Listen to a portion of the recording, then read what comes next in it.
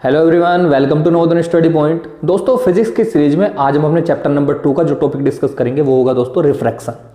दोस्तों, अगर हम बात करें, जब हमने लाइट चैप्टर स्टार्ट किया था तो इसको हमने दो मेजर पार्ट में डिवाइड किया था। यानी कि ये जो हमारा चैप्टर था लाइट, इसको हमने दो पार्ट में डिवाइड किया था दोस्तों। एक था हमारा रिफ्लेक्शन ऑफ लाइट और दूसरा था दोस्तों रिफ्रैक्शन ऑफ लाइट।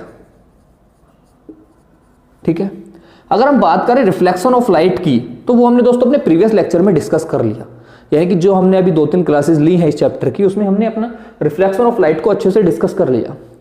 जिसने भी हमारा रिफ्लेक्शन ऑफ लाइट नहीं देखा है वो हमारे चैनल पर जाकर उन लेक्चर्स को देख सकता है, वो वीडियोस वहां पर प्रोवाइड है। अगर हम बात करें दोस्तों रिफ्रैक्शन ऑफ लाइट की, वो हम इस क्लास में डिस्कस करने जा रहे हैं। यानी कि अब हमने रिफ्लेक्शन ऑफ लाइट यानी कि इस चैप्टर का 50% सिलेबस कंप्लीट कर लिया। अब जो नेक्स्ट 50% बचा है अब हम उसको पढ़ रहे होंगे। ठीक है, अब दोस्तों अगर हम बात करें रिफ्रैक्शन क्या है, यानी कि अगर हम रिफ्लेक्शन की बात करें, जनरल सी चीज है। अभी तक हमने क्या पढ़ा था, इसमें ये पढ़ा था कि bouncing back of the light क्या है, वो क्या है, रिफ्लेक्शन। यानी कि ये अगर नॉर्मल है, यहां पर कोई लाइट इंसिडेंट हो रही है तो उसके बाद ये रिफ्लेक्ट हो जाएगी। ठीक है, यानी कि ये क्या था, रिफ्लेक्शन ऑफ लाइट था। यानी कि लाइट क्या है, रिफ्लेक्ट हो जाती है। अब एक जनरल सी चीज है कि हम मिरर में अपने आप को क्यों देख पाते हैं, क्योंकि वहां पर लाइट क्या है, रिफ्लेक्ट हो जाती है। अब हम वही एग्जांपल ले जो हमने अपना फर्स्ट लेक्चर में लिया था, जिस दिन हमने लाइट चैप्टर को स्टार्ट किया था, कि हम एक विंडो के पास में खड़े हैं। ठीक है, विंडो का जो ग्लास है उससे आप अपने उस ग्लास में आप अपने आप को भी देख पा रहे हैं और बाहर की जितनी भी चीजें आप उसको भी ऑब्जर्व कर पा रहे हैं। यानी कि अगर उसमें आप अपने आप को देख रहे हैं तो वहां पर रिफ्लेक्शन हो रहा है और रिफ्रैक्शन भी हो रहा है, क्योंकि आप बाहर की चीजों को देख पा रहे हैं। क्योंकि जो वो लाइट है, जो वो रे इंसिडेंट हुई है उस ग्लास पर, वो जो जितनी भी वो अगर बाउंस बैक हुई है, जितनी भी वो क्या है मतलब इंसिडेंट होने के बाद जितनी भी लाइट आपकी रिफ्लेक्ट हो जाती है, जितनी लाइट रिफ्लेक्ट हुई उसकी वजह से तो आपने उस ग्लास में अपने आप को देख लिया। लेकिन जितनी लाइट क्या है, रिफ्रैक्ट हुई है, रिफ्लेक्ट नहीं रिफ्रैक्ट हुई है, उस वजह से आपने उस के जो आसपास की चीजें थी, यानी कि बाहर क्या क्या चीजें हो रही हैं, आपने सारी चीजों को आपने ऑब्जर्व किया है। यानी कि रिफ्रैक्शन में क्या हो रहा है, अगर रिफ्लेक्शन की बात करें तो रिफ्लेक्शन में तो आपकी bouncing back of the light हो जाती है। लेकिन रिफ्रैक्शन में क्या होता है, आपका बेंडिंग ऑफ लाइट है, यानी कि लाइट क्या है, बेंड हो जाती है। अगर हम डेफिनेशन की तरफ जाएं तो refraction is the bending of light when it enters from one transparent medium to another. यानी कि जब लाइट आपकी एक ट्रांसपेरेंट मीडियम से दूसरे ट्रांसपेरेंट मीडियम में जा रही है, उस टाइम पर वो बेंड हो जाती है। अब वो बेंड कैसे होती है, हम उसको पढ़ते हैं। दोस्तों, अगर हम बात करें लाइट की, ठीक है, तो सबसे पहली बात आती है मीडियम। यानी कि जब मीडियम से जा रही है तो मीडियम दोस्तों दो हैं आपके, जो आप जनरली पढ़ेंगे, एक रेयर और एक डेंसर। एक तो डेंसर हो गया और एक रेयर हो गया। ठीक है, यानी कि लाइट या तो डेंसर टू रेयर जाएगी या रेयर टू डेंसर जाएगी, या तो डेंसर टू रेयर या फिर रेयर टू डेंसर। अब हम रेयर मीडियम कौन सा है, डेंसर मीडियम कौन सा है, हम उसका कैसे पता लगाएं। अगर हम बात करें दोस्तों रेयर मीडियम की, रेयर मीडियम हम उसको बोल सकते हैं जिसके मॉलिक्यूल्स क्या क्या है, दूर दूर है। यानी कि उसके मॉलिक्यूल्स में गैप बहुत ज्यादा है। दूसरा, अगर हम डेंसर मीडियम लें, यानी कि उसके जो मॉलिक्यूल्स है वो बहुत ज्यादा पास पास है, इस तरह से, यानी कि क्लोज्ड पैकिंग है। ठीक है, अब यहां पर लाइट इंसिडेंट हो रही है और यहां पर भी लाइट इंसिडेंट हो रही है। यानी कि ये इस तरह हो गया कि मान लीजिए आपको अगर कहीं पर जाना है, ठीक है, तो जब आप हाईवे पे जा रहे हैं उस टाइम पे जो जितने भी व्हीकल्स हैं वो क्या है, वो दूर दूर है। यानी कि जितनी भी वहां पे कार है, बस है, बाइक्स हैं, वो सारी चीजें क्या है, बहुत ज्यादा दूर दूर है। लेकिन जब आप एक किसी गली में आए उस टाइम पर वो सारी क्या है, पास पास होगी, क्योंकि वहां पर बहुत ज्यादा भीड़ है। तो अगर वो सारी चीजें जब भीड़ हैं तो यानी कि ये कैसा हुआ, ये डेंसर मीडियम हुआ कि नहीं हुआ, क्योंकि इसकी डेंसिटी बहुत ज्यादा है, इसके जो मॉलिक्यूल्स हैं वो बहुत ज्यादा पास पास हैं, लेकिन इसके मॉलिक्यूल्स क्या है, दूर दूर हैं। तो ये क्या हुआ, ये रेयर मीडियम हुआ। अच्छा, यानी कि अभी हमें क्या क्लियर हुआ कि कौन सा डेंसर मीडियम है, कौन सा रेयर मीडियम है। यानी कि डेंसर मीडियम जिसके मॉलिक्यूल्स पास पास और रेयर मीडियम जिसके मॉलिक्यूल्स दूर दूर। अब सेकंड पॉइंट आता है, जब हम जिसमें लाइट को राइट हमने इंसिडेंट कराई तो स्पीड किसमें ज्यादा होगी, डेंसर मीडियम में या रेयर मीडियम में। आप इसको फिर से उसी चीज से कोरिलेट करिए कि आप अगर हाईवे पर जा रहे हैं तो उस टाइम पर वहां पर आपकी स्पीड ज्यादा होगी या फिर एक किसी गली में स्पीड ज्यादा होगी। यानी कि जब दोस्तों यहां पर पैकिंग क्लोज्ड है, आपने देखा एक बंदा यहां पर है, दूसरी गाड़ी यहां पर है, तीसरी यहां है, चौथी यहां है, तो अगर आप उसको तेज चलाने की कोशिश करेंगे तो सीधी सी बात है आपका एक्सीडेंट होगा, गाड़ी आपस में टकराएंगी। लेकिन यहां पर क्या है, यहां पर चांस बहुत कम है क्योंकि दूर दूर है। हाईवे पर इसलिए हम गाड़ी काफी तेज चला पाते हैं। तो यानी कि यहां पर स्पीड क्या होगी, अगर हम स्पीड की बात करें स्पीड ज्यादा होगी, और यहां पर स्पीड क्या होगी दोस्तों, कम होगी। अच्छा, तो अब हमें यह चीज क्लियर हुई कि भी रेयर मीडियम में स्पीड क्या होती है, ज्यादा होती है, और डेंसर मीडियम में स्पीड क्या है, कम होती है। ठीक है, तो अगर हम बात करें कि रे हमारी अगर रेयर से डेंसर में जाए और डेंसर टू रेयर जाए तो क्या होता है। फर्स्ट केस है जब रे हमारी जा रही है denser medium to rare medium. अगर हम डेंसर मीडियम की बात करें, जनरली हम ले लेते हैं इसको गिलास। ठीक है, ये हमारा गिलास है, ऊपर जो कितना है वो ग्लास मीडियम है, नीचे वाला मीडियम जो है वो हमारा एयर मीडियम है। रे जा रही है कहां से कहां दोस्तों, denser to rare, denser to rare. अब हम बात करें कि ये हमारा नॉर्मल है। ठीक है, रे जब इंसिडेंट होती है यहां पर, उसके बाद रे कहां जा रही है, ये डेंसर मीडियम, ये रेयर मीडियम।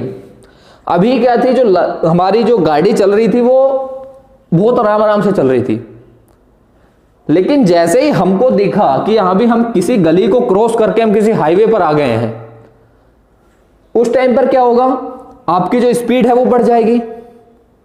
सेम उसी तरह यहां पर क्या होता है, जब रे जो है डेंसर मीडियम से एयर मीडियम में जाती, रेयर मीडियम में जाती है, फिर ग्लास से एयर में जा रही है, उस टाइम पर स्पीड क्या है, वो फास्ट हो जाती है, स्पीड बढ़ जाती है। जब स्पीड बढ़ जाती है तो जो रे है वो अवे फ्रॉम द नॉर्मल चली जाती है, यानी कि नॉर्मल है तो वो अवे नॉर्मल चली जाती है। लेकिन जब वो रेयर से डेंसर में जाए, या फिर बोल सकते हैं आप एयर से ग्लास में जाए, कोई भी रे, ये हमारा नॉर्मल, ये रे इस तरह से इंसिडेंट होती है। आफ्टर इंसिडेंट, जब वो रे इंसिडेंट हो गई उसके बाद क्या होगा भाई, स्पीड यहां ज्यादा थी, यहां कम होगी, तो उस टाइम पर कोई भी रे जब हमारी रेयर मीडियम से डेंसर मीडियम में जाती है तो वो टुवर्ड्स द नॉर्मल, यानी कि ये एग्जैक्ट में जाना इसको इस तरह से चाहिए था। अगर मैं इस रे की बात करूं तो ये रे इसको जाना इस तरह से चाहिए था, लेकिन ये कैसे गई, ये इस तरह से गई, अवे नॉर्मल, ये टुवर्ड्स द नॉर्मल शिफ्ट हो जाती है। इस तरह से रे आई, ये टुवर्ड्स द नॉर्मल शिफ्ट हो जाती है। लेकिन अगर हम इस बात करें कि अभी हमने इस चीज में क्या पढ़ा, हमने ये चीज पढ़ा कि पहली बात तो ये है कि जो रे है वो क्या है, बेंडिंग ऑफ लाइट है। ठीक है, सॉरी, जो रिफ्रैक्शन है वो क्या है, बेंडिंग ऑफ लाइट है। यानी कि जब लाइट एक मीडियम से दूसरे मीडियम में जा रही है वो क्या हो जाती है, बेंड हो जाती है। बेंड किस तरह होती है वो हमने यहां पर पढ़ा कि अगर वो डेंसर से रेयर में जा रही है तो वो अवे फ्रॉम द नॉर्मल, और जब रेयर से डेंसर में जा रही है तो टुवर्ड्स द नॉर्मल रे क्या है, वो शिफ्ट हो जाती है, इंसिडेंट रे हमारी।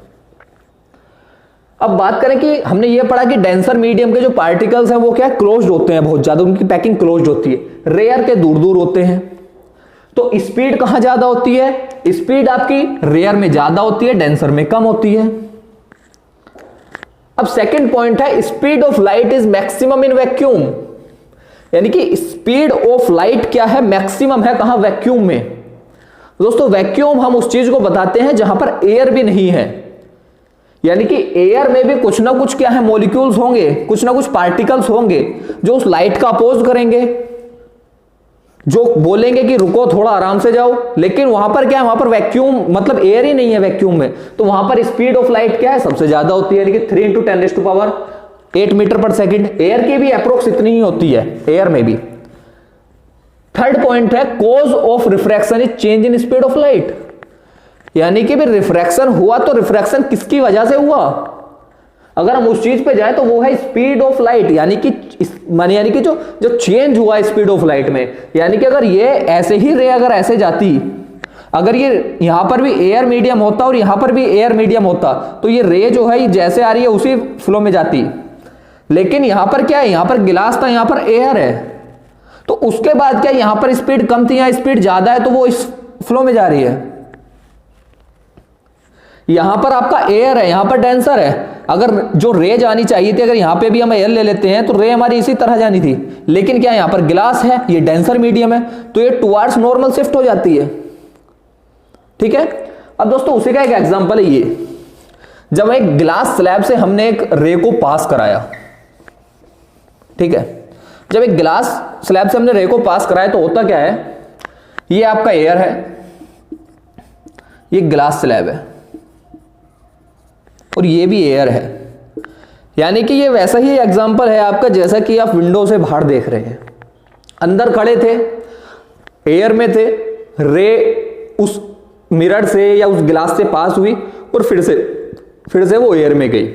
उसी की वजह से आपने उस बाहर की जितनी भी चीजें थी ऑब्जर्व किया, क्योंकि वहां पर रिफ्रैक्शन हुआ, वहां पर रिफ्रैक्शन हुआ। अगर वहां पर रिफ्लेक्शन होता तो सारी रेज क्या है, बाउंस बैक हो जाती हैं। आप बाहर की चीजें किसी भी चीज को ऑब्जर्व नहीं कर पाते। आप मिरर में देखिए, जो घर में हमारा मिरर होता है वहां पर क्या होता है, वहां पर रिफ्लेक्शन होता है। क्यों? क्योंकि वो पॉलिश्ड है पीछे से, वो ट्रांसपेरेंट नहीं है। अगर वो ट्रांसपेरेंट होता तो आप उसके पीछे, अगर वो नॉर्मल जगह लगा होता तो आप उसके पीछे की चीजें देख पाते, लेकिन अगर वो पॉलिश्ड भी नहीं है, अगर वो किसी दीवार से लगा हुआ है तो भी नहीं देख पाएंगे, क्योंकि वो ट्रांसपेरेंट नहीं है। उसके बाद भी वो ट्रांसपेरेंट नहीं है। अगर हम बात करें एयर ग्लास, एयर से रे जा रही है हमारी ग्लास में और ग्लास के बाद आ रही है फिर से एयर में। हो क्या रहा है दोस्तों, ये इंसिडेंट रे है, ये नॉर्मल। इंसिडेंट रे का जो रियल में रूट होना था या फिर जो एक्चुअल पाथ होना था वो ये था दोस्तों, ये, उसके बाद डॉट डॉट डॉट और ये।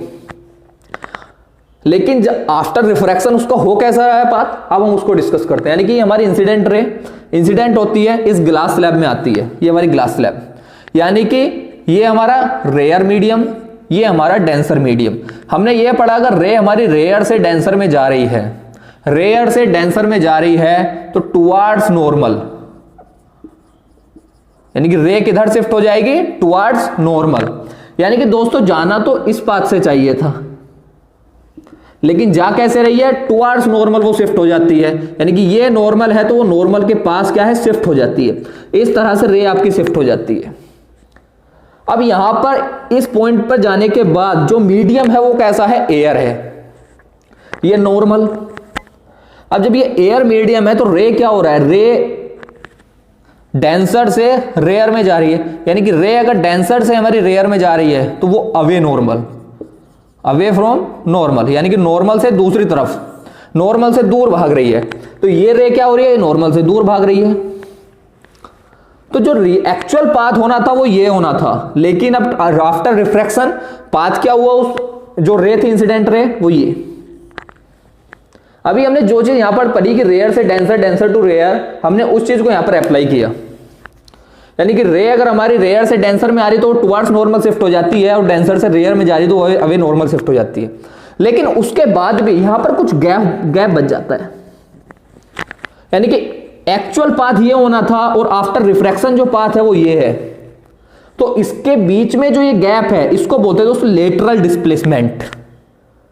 यानी कि जो एक्चुअल पाथ है और आफ्टर रिफ्रैक्शन जो उस रे का पाथ है उसके बीच में जो डिस्टेंस है, पैरेलल डिस्टेंस, उसको बोलते हैं हम लेटरल डिस्प्लेसमेंट। यानी कि लेटरल डिस्प्लेसमेंट किस किस चीज पे डिपेंड है, refractive index of the glass slab and the thickness of the glass. यानी कि इस ग्लास के थिकनेस पे डिपेंड करेगा और इस ग्लास के रिफ्रैक्टिव इंडेक्स पे डिपेंड करेगा कि इस ग्लास का रिफ्रैक्टिव इंडेक्स क्या है। दोस्तों अगर हम इसके आगे अगर चलने की कोशिश करें तो हमारा जो नेक्स्ट टॉपिक है वो है लॉज ऑफ रिफ्रैक्शन। यानी कि जैसे हमने पढ़ा लॉज ऑफ रिफ्लेक्शन पढ़ा, उसी तरह यहां पर है लॉज ऑफ रिफ्रैक्शन, क्योंकि यहां पर रिफ्रैक्शन हो रहा है। अगर हम लॉज ऑफ रिफ्लेक्शन को रिकॉल करने की कोशिश करें तो वहां पर बताया गया था angle I is equal to angle R, और नॉर्मल रे, इंसिडेंट रे और रिफ्लेक्टेड रे जो किसी पॉइंट पर इंसिडेंट कर रही हैं तो वो सारे के सारे क्या same in the lies in the same plane. तो उसी तरह यहां पे बताया गया है incident ray, reflected ray and normal to the interface of the two transparent medium at a point of incident are lies in the same plane. यानी कि वो जो दो नॉर्मल हैं, जब एक मीडियम से दूसरे मीडियम में रे ट्रेवल की तो उसका जो नॉर्मल है, इंसिडेंट रे, रिफ्लेक्टेड रे, जिस पॉइंट पर वो इंसिडेंट कर रहे हैं वो किस में होनी चाहिए, are lies in the same plane, यानी कि वो सारी की सारी चीजें एक ही प्लेन पर होनी चाहिए। तो second point, ratio of sine of angle incident to the sine of angle of refraction, यानी कि sine I upon sine R, यानी कि sine of angle of incident और sine of angle of refraction is constant, यानी कि ये हमेशा क्या होना चाहिए, कांस्टेंट होना चाहिए for a light of given colour and for a pair of medium. यानी कि जो आपको मीडियम गिवन है उस मीडियम के लिए, या फिर जो जिस कलर की आपकी रे है उस रे के लिए, ये एंगल आई और एंगल आर क्या है वो चेंज नहीं होने चाहिए। यानी कि अगर आपको यहां पर एयर मीडियम दे दिया और ग्लास दे दिया तो जो एंगल है वो कभी भी चेंज नहीं होने चाहिए, चाहे रे यहां से आए, चाहे यहां से आए, चाहे यहां से आए, किसी भी तरह आए। साइन आई और साइन आर क्या रहेगा, हमेशा कांस्टेंट रहेगा। ठीक है, इसको दोस्तों स्नेल्स लॉ भी बोलते हैं। ठीक है, अब इसके बाद जो हमारा टॉपिक आता है वो आया दोस्तों रिफ्रैक्टिव इंडेक्स। रिफ्रैक्टिव इंडेक्स जो है वो हमारा ऑप्टिकल डेंसिटी को मेजर करता है। ठीक है, ऑप्टिकल डेंसिटी क्या है, यानी कि लाइट डेंसिटी को एक तरीके से हम बोल सकते हैं, लाइट डेंसिटी को मेजर करता है। अब लाइट डेंसिटी को किस तरह से मेजर करता है, ये पॉइंट आता है। यानी कि रिफ्रैक्टिव इंडेक्स को हम पहली बात तो दो चीजों से रिप्रेजेंट करते हैं, एन और म्यू। ठीक है, अब ये मेजर करता है उस मीडियम की लाइट डेंसिटी को, जिस मीडियम की बात हो रही है। अगर मैं दो मीडियम ले लेता हूं कोई भी, ठीक है, एक मान लो एयर ले लिया और एक ग्लास ले लिया, तो ये किस चीज को मेजर कर रहा है, उस मीडियम की लाइट डेंसिटी को। यानी कि लाइट डेंसिटी, यहां पर ऑप्टिकल डेंसिटी भी बोल सकते हैं हम, और रिफ्रैक्टिव इंडेक्स भी बोल सकते हैं। यानी कि उस मीडियम का रिफ्रैक्टिव इंडेक्स क्या है, उस मीडियम की लाइट ऑप्टिकल डेंसिटी क्या है। ऑप्टिकल डेंसिटी इसको इसलिए बोलते हैं क्योंकि हम ऑप्टिक्स जब पढ़ेंगे 12th क्लास में, ऑप्टिक्स, हम इसको ऑप्टिकल को ऑप्टिक्स भी बोल सकते हैं क्योंकि 12th में पढ़ते हैं हम ऑप्टिक्स, तो इसलिए हमने उसको बोल दिया लाइट डेंसिटी। अब हम बात करें कि रिफ्रैक्टिव इंडेक्स क्या है। रिफ्रैक्टिव इंडेक्स अगर हम बात करें दोस्तों ग्लास का और एयर का, यानी कि अगर डेंसिटी की बात हो रही है एक तरीके से, तो फिर से वही बात हो जाती है कि मॉलिक्यूल्स दूर दूर है, मॉलिक्यूल्स पास पास है, मॉलिक्यूल्स बहुत ज्यादा पैक्ड है। अगर हम ग्लास की बात करें तो मॉलिक्यूल्स क्या है दोस्तों, बहुत ज्यादा पैक्ड है, पास पास है। ठीक है, वहीं पे एयर की बात करें तो मॉलिक्यूल थोड़े दूर दूर है। अब मॉलिक्यूल दूर दूर है तो यहां पर अगर कोई भी लाइट पास हो रही है तो उनको रोकने के लिए जो मॉलिक्यूल्स हैं वो बहुत ज्यादा दूर दूर है, तो लाइट क्या है, इजीली अपना रास्ता ढूंढ लेगी। अब लाइट अगर इजीली अपना रास्ता ढूंढ लेती है तो स्पीड क्या हो जाती है दोस्तों, ज्यादा हो जाती है। अगर स्पीड ज्यादा हो जाती है तो जो हमारी ऑप्टिकल डेंसिटी है, रिफ्रैक्टिव इंडेक्स क्या है, वो क्या है, कम हो जाता है। यानी कि वो इन्वर्सली प्रोपोर्शनल हो गया, यानी कि U और n इनवर्सली प्रोपोर्शनल टू 1/वेलोसिटी, यानी वेलोसिटी के क्या इनवर्सली प्रोपोर्शनल है। यहां पर अगर हम बोलें कि ग्लास के केस में क्या हो रहा है, ग्लास स्लैब के केस में हमारा जो रिफ्रैक्टिव इंडेक्स है वो ज्यादा है, और जो वेलोसिटी है या फिर स्पीड ऑफ लाइट है वो क्या हो जाती है, वो कम हो जाती है।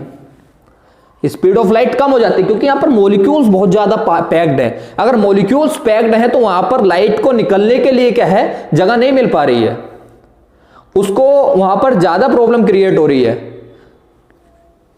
अब बात करें कि थ्योरेटिकल तरीके से हम उसको कैसे समझें कि ratio of speed of light in A given pair of medium, यानी कि रिफ्रैक्टिव इंडेक्स को किस तरह से बताया कि जो दो गिवन पेयर मीडियम है, यानी कि जो दो पेयर दे दिए हमने मीडियम के, उसको कैसे बता रहे हैं, velocity of light in medium 1 and velocity of light in medium 2।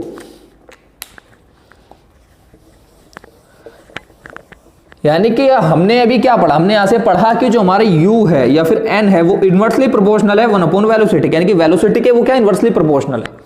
अगर हम बात करें अपॉन म्यू टू, यानी कि mu one upon mu two, यानी कि refractive index of medium one and refractive index of medium two, तो अगर हम उसको रिप्रेजेंट करने की कोशिश करें, लाइट के साथ उसको रिलेट करने की कोशिश करें, तो हम यहां पर क्या लिख रहे होंगे, यानी कि इनवर्सली प्रोपोर्शनल है। तो इनवर्सली प्रोपोर्शनल है तो ये V2 अपॉन V1 आ जाएगा, V2 अपॉन V1। इसको हम ऐसे भी लिख सकते हैं mu 1 2 is equal to V2 upon V1, या फिर ऐसे भी इसको इस तरह भी इसको लिख सकते हैं, सॉरी इस तरह। यानी कि कुल मिला के बात ये आती है कि रिफ्रैक्टिव इंडेक्स को किस चीज से बताया जा रहा है, ratio of speed of light, यानी कि रेशियो स्पीड ऑफ लाइट का इन ए गिवन पेयर ऑफ मीडियम, यानी कि जो मीडियम हमको बता दिया, जो पेयर हमको उस मीडियम का दे दिया, उसकी क्या है, स्पीड ऑफ लाइट, यानी कि velocity of light in medium one and velocity of light in medium two. यानी कि जो दो मीडियम हमको दे दिए उसमें क्या है, उसका रेशियो की बात आ गई, speed of velocity of light in medium one and velocity of light in medium two is equal to क्या है, रिफ्रैक्टिव इंडेक्स या फिर म्यू या फिर एन, जो भी बोल सकते हो आप। अब बात आता है वेलोसिटी या फिर refractive index of two with respect to one, यानी कि refractive index of second medium with respect to one कैसे होगा। बात किसकी चल रही है दोस्तों, सेकंड की वन के साथ, यानी कि mu two upon mu one या फिर N two upon N one, medium two का मीडियम वन के साथ, मीडियम टू का मीडियम वन के साथ अगर हम ले रहे हैं तो हमें यह पता है कि जो रिफ्रैक्टिव इंडेक्स है तो वो वेलोसिटी के क्या होता है, वो इन्वर्सली प्रोपोर्शनल होता है। तो दोस्तों V2 है तो ये V2 नीचे आएगा, ये सॉरी अगर μ2 है तो ये V2 नीचे आएगा, अगर ये μ1 है तो V1 ऊपर आएगा। आप ऐसे भी इसको लिख सकते हैं,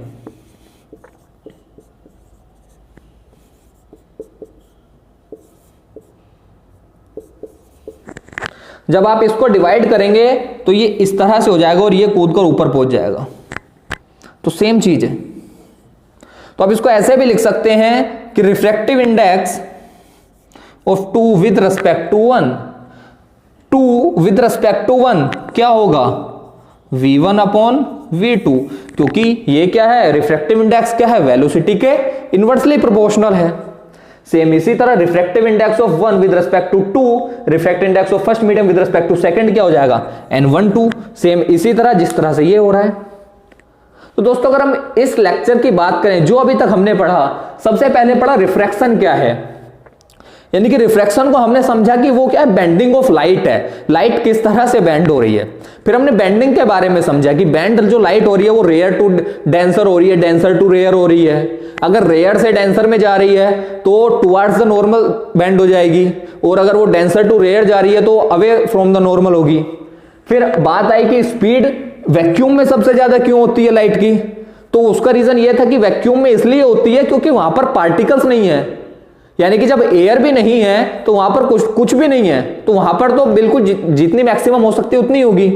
जहां पर जैसे जैसे पार्टिकल ज्यादा पास आने स्टार्ट हो जाते हैं, स्पीड क्या है, धीरे धीरे स्लो होने स्टार्ट हो जाती है। फिर आता है कोज क्या है, किस वजह से रिफ्रैक्शन हो रहा है, वो है change in the speed of light, यानी कि जब स्पीड लाइट की चेंज होगी तभी तो होगा, अदरवाइज तो रे क्या है, ये आई और सीधे निकल जाती। लेकिन एक्चुअल में क्या हो रहा है, वो कभी इधर बेंड हो रही है, कभी इधर बेंड हो रही है, वो डिपेंड करता है रेयर से डेंसर जाए या डेंसर टू रेयर जाए। फिर हमने एग्जांपल समझा, हमने समझा लेटरल डिस्प्लेसमेंट क्या है, उसके पॉइंट्स किस किस चीज पे डिपेंड करता है, लॉज ऑफ रिफ्लेक्शन को पढ़ा। उसके बाद पढ़ा हमने रिफ्रैक्टिव इंडेक्स, यानी कि रिफ्रैक्टिव इंडेक्स क्या है भाई, किस किस चीजों पे वो डिपेंड कर रहा है या फिर किसके इनवर्सली प्रोपोर्शनल है, वो सारी चीजें हमने यहां पर पढ़ी। ठीक है दोस्तों, अभी हमने पढ़ा रिफ्रैक्टिव इंडेक्स के बारे में कि रिफ्रैक्टिव इंडेक्स क्या है, किस किस चीजों पे डिपेंड कर रहा है। ठीक है, तो यानी कि वहां पे बात आई थी कि रिफ्रैक्टिव इंडेक्स किसका ज्यादा होगा, किसका कम होगा, उस तरह से। तो अगर हम बात करें यहां पर कि ऑप्टिकली डेंसर मीडियम कौन सा होगा और ऑप्टिकली रेयर मीडियम कौन सा होगा, यानी कि हमने वहां पर पढ़ा था, जब हमने अभी रिफ्रैक्शन के को समझ रहे थे उस टाइम पे हमने किस चीज पे बेसिस पे पढ़ा था कि स्पीड कम ज्यादा हो रही है। ठीक है, तो वहां पर कब कम हो रही है, कब ज्यादा हो रही है, वहां पे हमने पढ़ा कि क्लोज्ड पैकिंग है थोड़ा सा। लेकिन अगर हम बिल्कुल डायरेक्ट आए कि मीडियम पे हम डिपेंड करें कि रिफ्रैक्टिव इंडेक्स के बेस पे हम अगर बताना चाहें कि कौन सा मीडियम रेयर है या फिर कौन सा डेंसर है, तो अगर बात करें ऑप्टिकली डेंसर मीडियम कौन सा होगा, out of two given medium the medium with higher value of refractive index, यानी कि जिसका रिफ्रैक्टिव इंडेक्स क्या होगा दोस्तों, ज्यादा होगा। भाई जिसका रिफ्रैक्टिव इंडेक्स ज्यादा वो क्या, डेंसर। वो डेंसर क्यों, क्योंकि अगर वो डेंसर है यानी कि उसके पार्टिकल्स क्लोज्ड हैं, क्लोज्ड पैक हैं, तो वहां पर स्पीड क्या है, वेलोसिटी की अगर हम बात करें वो क्या है, वो कम हो जाती है। फिर रिफ्रैक्टिव इंडेक्स ज्यादा, वेलोसिटी कम, रिफ्रैक्टिव इंडेक्स क्या कम, वेलोसिटी ज्यादा, क्योंकि यहां पर क्या है, मॉलिक्यूल्स या फिर जो पार्टिकल्स हैं वो थोड़ा दूर दूर होंगे, तो वहां पर वेलोसिटी क्या है, जो स्पीड है या जो रे है वो इजिली क्या है, वो ट्रेवल कर पाएगी। तो अब होता क्या है कि जिसका रिफ्रैक्टिव इंडेक्स ज्यादा, भाई जिसका ज्यादा ये क्या हो जाएगा, डेंसर, क्योंकि इसका ज्यादा है, इसका क्या है, कम है, N1 का क्या है, कम है, तो ये क्या है, ये रेयर हो जाएगा। अब बात आती है कि रे कहां से कहां जा रही है, रे जा रही है रेयर से डेंसर, रेयर से डेंसर। तो हमने ये पढ़ा था कि जब रे रेयर से डेंसर में जा रही हो, ठीक है, यानी कि एक गली से एक हाईवे से एक गली में जा रही हो, फिर रेयर से डेंसर में जा रही है, यहां पर ये क्या है, ये रेयर हो गया, ये आपका डेंसर हो गया, यानी कि हाईवे से आप गली की तरफ जा रहे हो। अगर हाईवे से गली की तरफ जा रहे हो तो स्पीड क्या हो जाएगी, कम हो जाएगी। क्यों, क्योंकि वहां पर रिफ्रैक्टिव इंडेक्स ज्यादा हो जाएगा, यानी कि ये हमारा N1 है, ये हमारा N2 है, इसका रिफ्रैक्टिव इंडेक्स ज्यादा है, इसका कम है। तो जब ये रे आ रही है तो ये एग्जैक्ट में जो इस रे का पाथ होना चाहिए वो ये होना चाहिए, लेकिन क्या है, ड्यू टू रिफ्रैक्शन की क्या कंडीशन है कि रे क्या है, ये बेंड होगी। अब जब रे बेंड होगी तो वो किधर बेंड हो रही है, वो टुवर्ड्स द नॉर्मल बेंड हो जाती है। क्यों, क्योंकि इसका रिफ्रैक्टिव इंडेक्स ज्यादा है। यहां पर जो रिफ्रैक्टिव इंडेक्स अगर ज्यादा है तो स्पीड की जो वेलोसिटी है या फिर जो रे है उसकी वेलोसिटी है, उसकी स्पीड वो क्या है, वो थोड़ी सी कम हो जाती है, तो ये टुवर्ड्स द नॉर्मल शिफ्ट हो जाती है। यहां पर जो हमारा एंगल ऑफ इंसिडेंस है वो ज्यादा हो जाता है एंगल ऑफ रिफ्रैक्शन से, ठीक है। अब सेकंड पॉइंट आता है ऑप्टिकली रेयर मीडियम कौन सा है। भाई अगर ये ऑप्टिकली डेंसर मीडियम वो है जिसकी रिफ्रैक्टिव इंडेक्स जिसका ज्यादा, तो जिसका कम वो कौन सा हो गया, रेयर हो गया। अगर रिफ्रैक्टिव इंडेक्स क्या हो गया दोस्तों, कम है, तो वेलोसिटी या स्पीड ज्यादा। अगर ये ज्यादा है और यानी कि रिफ्रैक्टिव इंडेक्स क्या हो गया, कम हो गया। अगर हम पढ़ें out of the to given medium the medium with the lower value of refractive index, यानी कि जिसका रिफ्रैक्टिव इंडेक्स कम है वो क्या हो गया, वो रेयर मीडियम हो गया। अब जब लाइट डेंसर से रेयर में आ रही है, डेंसर से रेयर में आ रही है, यानी कि यहां ये क्या है, हम गली में थे, क्लोज्ड पैकिंग में थे, उसके बाद हम हाईवे पर आ जाते हैं, बहुत ज्यादा दूर दूर है पार्टिकल्स। यहां पर क्या है, बहुत ज्यादा क्लोज्ड पैकिंग, यहां पर पार्टिकल्स क्या क्या है, दूर हैं। तो अब हम क्या, गली से हाईवे पर आ गए, तो स्पीड क्या हो जाएगी हमारी, वेलोसिटी ज्यादा हो जाएगी। वेलोसिटी ज्यादा क्यों, क्योंकि वहां पर रिफ्रैक्टिव इंडेक्स क्या हो जाएगा, कम हो जाएगा। यहां पर आते हैं, इस लाइट का जो एग्जैक्ट पाथ होना चाहिए वो ये होना चाहिए था, लेकिन होता क्या है, जब वो डेंसर से रेयर में आ रही है वहां पर क्या है, स्पीड ज्यादा हो जाती है, वेलोसिटी ज्यादा हो जाती है, और रिफ्रैक्टिव इंडेक्स क्या है, कम हो जाता है। तो रिफ्रैक्टिव इंडेक्स कम है तो जो रे है वो कहां, अवे फ्रॉम द नॉर्मल, यानी कि वो क्या, नॉर्मल से दूर भागती है। नॉर्मल से दूर भागती है तो रिफ्रैक्टिव एंगल क्या हो जाता है, वो ज्यादा हो जाता है इंसिडेंट एंगल से। N1 क्या है, ज्यादा है N2 से, ठीक है। तो यानी कि ये क्या था, ये ऑप्टिकली रेयर मीडियम क्या है, डेंसर मीडियम क्या है। अभी हमने पढ़ा रिफ्रैक्टिव इंडेक्स क्या है।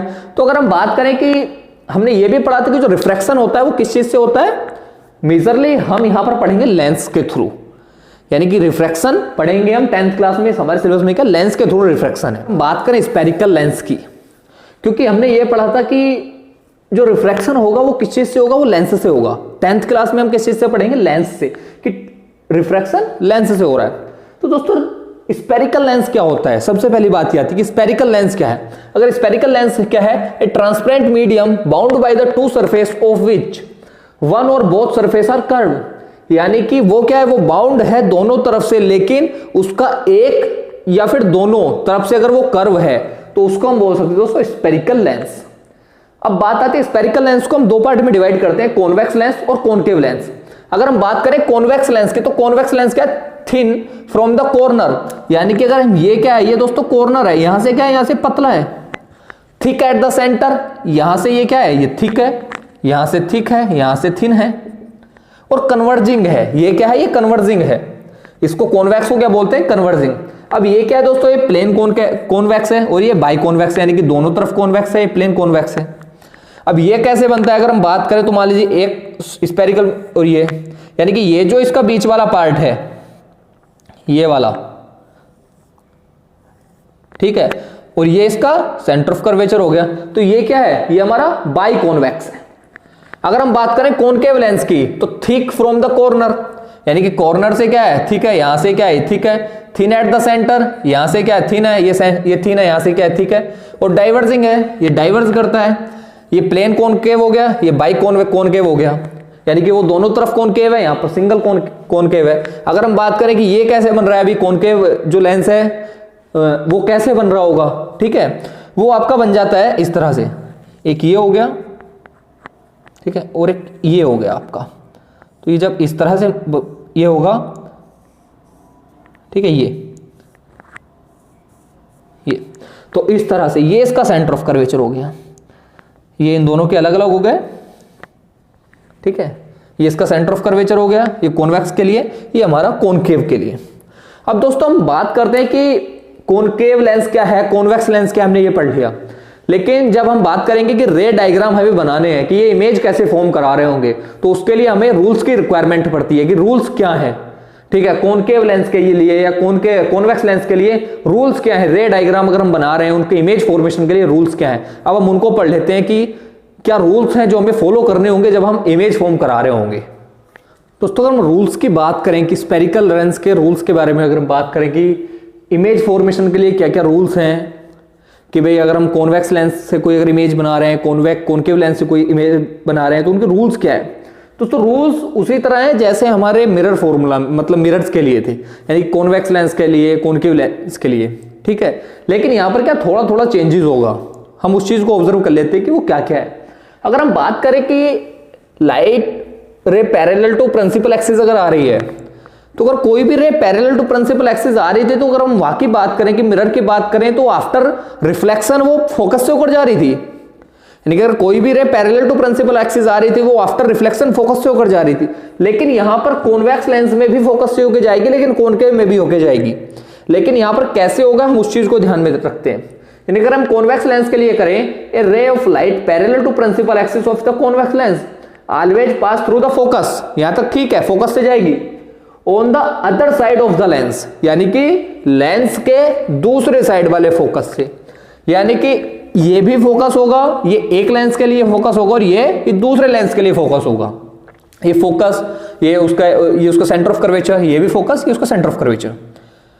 अब क्या है, ray parallel to principal axis आ रही है, यहां तक ठीक है, लेकिन आफ्टर जब रिफ्रैक्शन होगा बैंड हो जाएगी और पैरेलल मतलब फिर क्या है, अगर पैरेलल टू प्रिंसिपल एक्सिस आ रही है तो वो फोकस से होकर जाएगी on the other side of the lens. ये चीज इंपॉर्टेंट है, कॉन्वेक्स लेंस में other side of the lens है। और अगर हम कॉनकेव की करें, a ray of light parallel to principal axis appear to diverge from the principal axis principal focus located on the same side of the lens, यानी कि ये क्या है, same side of the lens. यहां पे भी ray parallel to principal axis आई, लेकिन ये क्या है, डाइवर्जिंग है, तो ये क्या, यहां से उसने रे को डाइवर्ज कर दिया, तो अभी अगर रे को डाइवर्ज कर दिया तो भाई क्या, उसको अपीयर टू मीट तो कराना पड़ेगा, मीट तो उसको कराना पड़ेगा, वो यहां पे एक्चुअल में मीट हो रहा है, एक्चुअल में मीट हो रहा है, लेकिन यहां पर क्या है, अपीयर, ठीक है, यानी कि अपीयर टू मीट है, यहां पे एक्चुअल में मीट नहीं हो रही, तो वहां पर क्या है, वो on the same side of the lens, यानी कि जिस लेंस पे रिफ्रैक्शन हुआ है उसी लेंस पे, ठीक है, यानी कि same side of the lens. यानी कि यहां पे दोस्तों इसीलिए मतलब अगर रे पैरेलल टू प्रिंसिपल एक्सिस आएगी, वो डेफिनेटली फोकस से होकर जाएगी आफ्टर रिफ्रैक्शन, लेकिन अगर कॉन्वेक्स लेंस होगा तो अपोजिट साइड, यानी कि अदर साइड, और अगर कॉनकेव लेंस होगा on the same side of the focus, on the other side of the lens, यानी कि जो उसका फोकस होगा वो दूसरी साइड, मतलब लेंस के अदर साइड का होगा। ये चीज आपको ध्यान में रखनी है यहां पे, ठीक है। अगर हम बात करें रे of light passing through the focus, अगर कोई भी रे क्या है फोकस से पास हो रही है, तो हमने अगर मिरर की बात करें तो मिरर में भी क्या था, पैरेलल टू प्रिंसिपल एक्सिस जा रही थी, यहां पे भी प्रिंसिपल एक्सिस से जाएगी। फोकस से रे आ रही है, आफ्टर रिफ्रैक्शन प्रिंसिपल एक्सिस से होके जा रही है। डायग्राम ध्यान में रखना कि किस किस तरह जा रही है। यहां पर क्या है, यहां पे फोकस पे अगर फॉल होगी तो फोकस पे कहां पे, यहां पे होगी, लेकिन यहां पर क्या एक्चुअल फोकस तक पहुंच ही नहीं पा रही है, क्योंकि उससे ही पहले क्या है यहां पर लेंस आ जाता है और वो रिफ्रैक्शन हो जाता है। ये क्या है, ये डाइवर्जिंग है, डाइवर्स कर देगा। जैसे ही वो डाइवर्स करता है फिर हमको उसको क्या है अपीयर कराना पड़ता है, यानी कि मीट उसको कराना पड़ता है। वो मीट होती नहीं, एक्चुअल में मीट नहीं हो रही है, यानी कि अपीयर टू मीट जो हमने पढ़ा था कि अपीयर टू मीट कब होता है, जब आपकी वर्चुअल इमेज बन रही होती है, यानी कि इसको अपीयर टू मीट हमको कराना पड़ेगा, ये हो नहीं रहा है। रे passing through the optical centre, अगर कोई भी रे ऑप्टिकल सेंटर से पास हो रही है, वहां पे भी क्या था, अगर कोई भी रे सेंटर ऑफ कर्वेचर से पास हो रही तो वो वापस सेंटर ऑफ कर्वेचर पे जा रही थी। यहाँ पे भी अगर कोई भी रे मतलब ऑप्टिकल सेंटर से पास हो रही तो जैसे जा रही वैसी वापस जाएगी, यानी कि वो डायरेक्ट, वो कोई भी उस पर आफ्टर रिफ्रैक्शन उस पर कोई फर्क नहीं पड़ने वाला है। दोस्तों अगर हम बात करें कि आज के लेक्चर में हमने क्या क्या पढ़ा, मेजर पॉइंट क्या क्या पढ़े हमने, उनको अगर एक बार रिकॉल कर ले जल्दी से, तो हमने सबसे पहले पढ़ा कि रिफ्रैक्शन क्या है, बेंडिंग ऑफ लाइट है, ठीक है। हमने वहां पर ग्लास स्लैब के थ्रू रिफ्रैक्शन पढ़ा, हमने वहां पर लॉज ऑफ रिफ्लेक्शन पढ़े, रिफ्रैक्शन पढ़े, और उसके बाद हमने उसके साथ हमने पढ़ा रिफ्रैक्टिव इंडेक्स क्या है, ठीक है, रिफ्रैक्टिव इंडेक्स के बारे में पढ़ा। रिफ्रैक्टिव इंडेक्स के बाद हमने ऑप्टिकल मतलब ऑप्टिकली डेंसर मीडियम कौन सा है, ऑप्टिकली रेयर मीडियम कौन सा है, उसके बारे में पढ़ा। उसके बाद हमने लेंस के बारे में पढ़ा कि स्फेरिकल लेंस कैसे हैं, कौन कौन से हैं, कॉनकेव है, कॉन्वेक्स है, डाइवर्जिंग कौन सा है, कन्वर्जिंग कौन सा है, कॉर्नर पे से थिक कौन सा होता है, कॉर्नर पे से थिन कौन सा होता है, वो सारी चीजें हमने पढ़ी। और उसके बाद जो हमारा टॉपिक आता है वो आता है rules for the image formation, यानी कि इमेज फॉर्मेशन के लिए रूल्स क्या क्या है। जब हम कॉन्वेक्स लेंस और कॉनकेव लेंस से जब हम इमेज बना रहे होंगे तो उस टाइम पर जो रूल्स फॉलो करने होंगे हमें, वो ये सारी चीजें हैं, वो ये रूल्स हैं जो हमें फॉलो करने होंगे जब हम इमेज बना रहे होंगे, ठीक है, इमेज फॉर्मेशन करा रहे होंगे। तो दोस्तों आज के लेक्चर के लिए इतना ही है। आपको इस लेक्चर में, हमारे पिछले किसी भी लेक्चर में अगर आपको कोई भी डाउट है तो आप हमें कमेंट बॉक्स में कमेंट करके बता सकते हैं। आने वाली वीडियोस के लिए हमारे चैनल को सब्सक्राइब कर लीजिए। Thank you.